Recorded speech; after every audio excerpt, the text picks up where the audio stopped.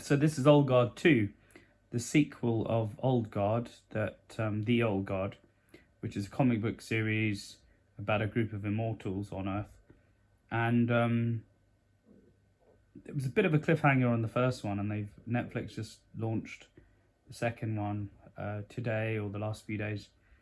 So go and check it out. But what I felt, it's a bit like when I first saw the original Star Wars. I changed my mind later, obviously. But it seems a lot more drawn out. The story just seems... This time they've got Charlize Theron, Chiwetel Ejiofor again. And they've got the addition of Thurman in this one, which is pretty cool. She's a favourite of mine. She was obviously in Kill Bill. Has done some cool movies. Pulp Fiction. Done some really great movies. And ultimately, you know, it's a good film. It's decent, but I feel they almost like had its moments. Like this scene's really cool, right at the beginning. But I think it had its It's almost like they've dragged out the actual episode a little bit. I call it episode. It's actually a film, but they've dragged it out a little bit. And I think that to the point where they wanted to kind of extend it out and then effectively make a third one, I guess. I mean, it's left on a cliffhanger. So I think it's just going to become a series of films. Now, it's produced by Ellison, who's the son of Larry Ellison, the CEO of Oracle. And obviously, I think he's got his sister also runs. So he runs Skydance, but his sister runs another company called Annapurna, which is another production, sort of film, sort of studio production company.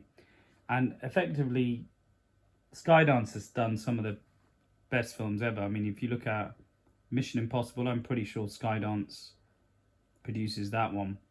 And I always thought Skydance was... Tom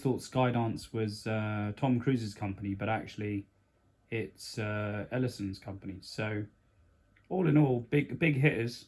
And I think, you know, they've done well. The special effects are really cool, action sequences. But I don't know, I found this second one a little bit lacking in story.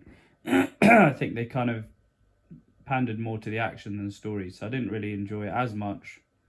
And I think the first one was good because it had this kind of intro to the world building piece. And so it's quite interesting. It's a new kind of type of what I call it a kind of sci-fi film because it's kind of, you know, sci-fi fantasy kind of type film.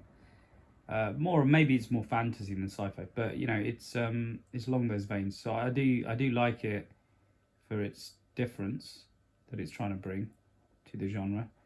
The story is obviously unique, but I just think in the second one, I just think they took the time a bit, dragged it on a bit, and it could have been a bit tighter. Story could have had sort of a bit more story built into it, because I ended up not really caring for the characters as much as when they kind of rush the storyline. You kind of do feel that way.